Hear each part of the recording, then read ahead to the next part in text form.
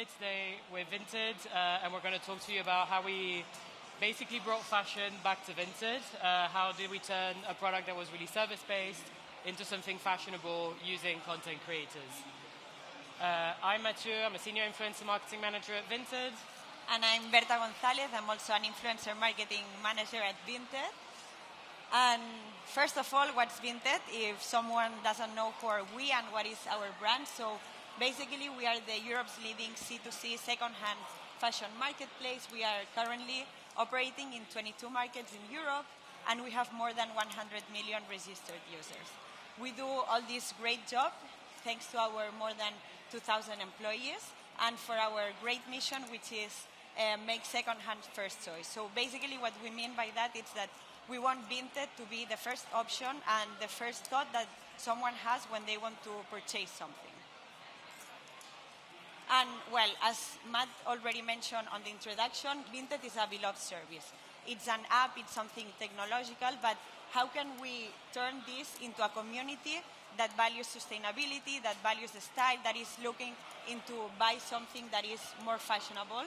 And the question is, how do we make it fashionable? So we have the answer for that, and it's through content creators. So if you've been here yesterday or maybe this morning, we've been talking all about content creators and who are they. So content creators are the person that we are now using for all our marketing campaigns. It's a centric campaign based on them and their trust and the message they bring to the community, but we refer them as the new celebrities.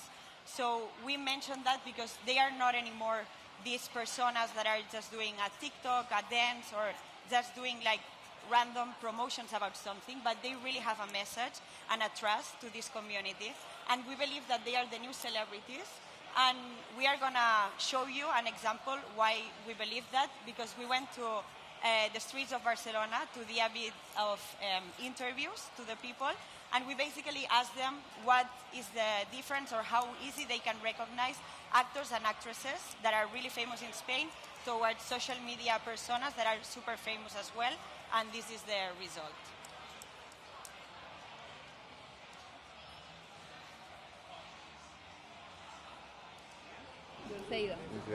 Oh, Can you El feel de it? Grey's Anatomy. No. Yo estoy perdido, este no. ¿No? Ay, ay. Ni idea.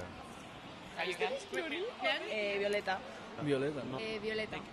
The Violeta. video. It's working? Violeta Griñán. Okay. Muy bien. Ayuda. No lo sé. ¿Este es de Valencia? Tampoco. Ni idea esta. ¿Ese quién es? No me acuerdo el nombre. Ibai. Ibai. Llanos. Sí, Ibai Llanos. Yeah. So, conclusion number one, Javier Bardem looks like Patrick Dempsey. We had a really nice chat and conversation with the two girls, recognizing, and then we made a comparison on the phone as well.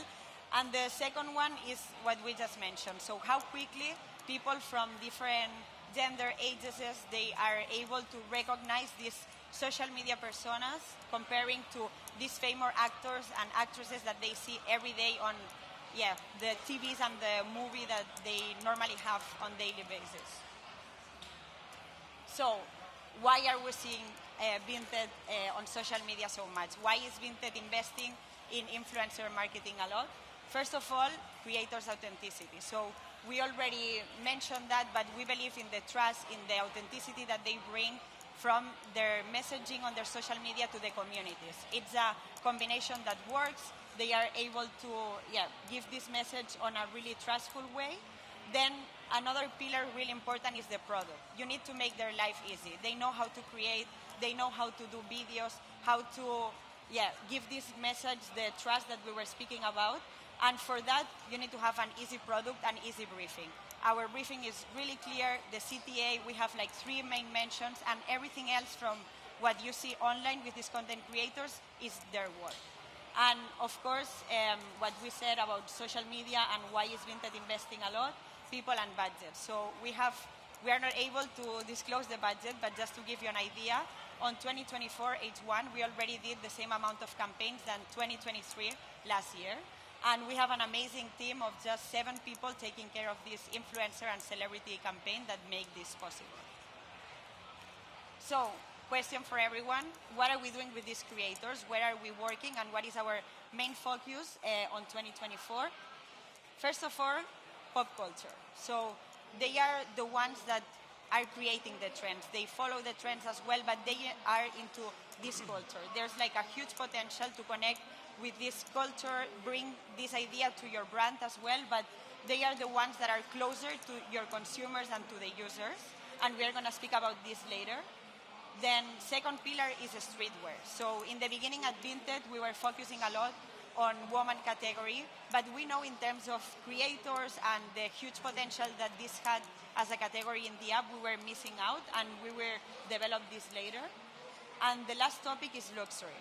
So last year, at the end of last year in Q4, we launched our verification item system for all the luxury items, and Matt will develop this topic a bit later, but we are really happy about all the collaborations with this year and what is coming next. So, as Berta said, I think trends have become something incredible. We've seen content creators creating micro trends on TikTok recently. So I think in order to make your product or your service like fashionable, it has to go for this sense of like pop culture, the sense of zeitgeist. So what have we done to really anchor our brand in this? I think the first thing is really selecting talents that will help you stay relevant and that will bring sort of brand equity to your brand. And for example, in September last year, Holly Emberstone put out a new album. It was a really kind of anticipated album. And we worked with her on her music video. We sponsored it. So basically all the pieces that people were wearing in that music videos were sourced from Vinted and then available back to her community on Vinted. And as you can see, it's not the biggest sort of community, but it's more going into like what kind of brand perception you do want to bring. And I think that's not the only thing that we're doing in music. We've been kind of really grinding to get Vinted to be like this kind of like link with music, with artists, to basically use Vinted as a fan service. And for example, last month, I think pop group Bunker 44 in Italy put out a song in which Vinted is mentioned in the lyrics. And this song is actually going quite viral on TikTok in Italy, and like people are actually using that site when Vinted is being mentioned. But that's something that we've also done in Spain. We've done that in Portugal. We've done that in Poland. So we're really going hard at like making Vinted this like pop culture kind of thing that singers would refer to in their songs. So that's all fun and games, but I think when you're working with these kinds of talents, just the social reach that you're going to get from them might not always be enough. And I think this is why we really believe in like building a very strong channel support. For example, in April, when we work with Luan, who's a very famous singer in France, we already knew from the get-go that what we were going to do with her on social might not be enough to have a full scope, to tell the full story.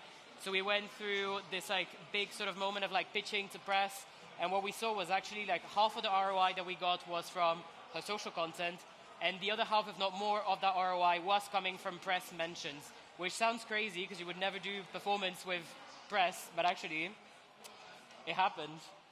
And also in Spain, yeah, same example, different collaboration. What we did here was with Mathieu, which is a really successful influencer and also an entrepreneur. We actually dressed her for a red carpet. So there's a really famous ceremony for content creators, which is called Premios Ídolo. And everything that you see on the picture is secondhand. So we thought, why not bringing secondhand into a red carpet, something maybe that was not done before, at least not in Spain, and for us it was the first time that we were doing it. And it was really successful because, as Matt said, we are looking for this channel support. We are looking for how can we leverage this content in other channels as well. And apart from her lovely mention and many videos on TikTok that we got because she is wearing a mugler, and it was also like really uncommon, but we brought this luxury part and this second-hand part into the red carpet. We also got from the magazine Hola, which is the biggest magazine in Spain, a coverage for that. And that's how we want to see our campaigns with this channel support in the future. So essentially, okay, you've building your brands, you've been working with like really cool sort of like pop culture talents, you've built all of that channel support, but if you look at it more holistically, to be kind of impactful on a cultural level, you also have to think about how do you create content for your brand at a large scale that actually is sort of impactful. And maybe you've seen this ad going on social media. This actually, believe it or not, is not live in the UK yet somehow, but it somehow reached through Instagram from other countries and became this kind of thing. And it's been taken over by a lot of like kind of media accounts on Instagram. But what we saw that actually spoke to this power of like culture and like linking that with content creators is maybe you recognize Scott Staniland up here. He actually did organically a video on Instagram and on TikTok talking about this campaign. We actually know him very well, but we didn't ask him to do that. He just chose to do that himself. And what we found out was actually that both of these videos have over 1 million views, and these are the most viewed videos on both of his social accounts. And I think it really speaks volume for this idea of like when you do something that's like culturally impactful and you get basically talent to speak about it, that magic happens, because these are numbers that even if we work with him on paid collaborations, we could have never kind of wished to get that sort of reach, and we got it that way. So, yeah. Okay. Change topic from pop culture to streetwear. So as we mentioned in the beginning, it's part of our focus in 2024, and maybe you've seen around many streetwear content creators working with our campaigns. But actually the question here is why were we doing that and why we want to win this race. So yeah, question why, and we asked ourselves as well, why not? So as I said in the beginning, we were focusing a lot in woman category, but we know there was a lot of potential, not just in the app in terms of revenue, but also with content creators. It's a really niche type of creators, but they have this trust and this engagement from the community, and it's something we wanted to try out. So we did from mega creators to nano creators. All of them can bring you from a lot of brand awareness to the maximum engagement you can get with nano creators. And how we've been commenting this all the time. We love to co-create. We love to make this a 360 campaign. We think it makes more much sense when you are using them and the brand and their work on this 360, and they can be like the ambassadors of this category as well. And this is actually a very good example of this co-creation that Berta was talking about, because last year, in the beginning of the year, the strategy team approached to us and said, like, all right, we've been trying to get these like millennial, Gen Z, man, streetwear consumers. It's actually not working. All the content that we have is not working on them, so what are we doing? And they needed to do this like big ad campaign. And actually, we had been working with Alexandre, aka La Routine, who's one of our Vinted All-Stars influencer. He's really very much focused on streetwear. So the lovely people from our French agency who are sitting there got in touch with him and actually said, like, listen, we need you to basically bring this to millennial, Gen Z streetwear consumers in a format that makes sense to them, that speaks to them. And we actually collaborated with him on the look and feel of everything, on the styling, on the script. And we shot this in one day in Paris in a house. And we shot this whole campaign that was then broadcasted on YouTube, on Twitch, but also through performance ads on like Meta, TikTok, Spark ads. And we also basically relied on like, this blend of organic and paid channels. We obviously like posted, behind the scenes, like of like trying to tease the community of Vinted and his community as well on what's coming. And he put out a YouTube video, the kind of classic YouTube videos that we did with him, on his YouTube channel, and talked about like the behind the scenes and like the process of like creating this with Vinted. And actually this ad was super successful because it was bringing to these audiences something that felt organic to them, that felt relevant to them, and that spoke to them directly. And I think this is the power of streetwear in that way, is like you have to make it look like the people that you're trying to sell to, basically. And yeah, as Matt was explaining, we brought streetwear to digital, but we thought as well, why not offline? So in this case, we chose an event that is really big, like from 8,000 to 10,000 attendees during a weekend in Spain, which is called Scrap Wall.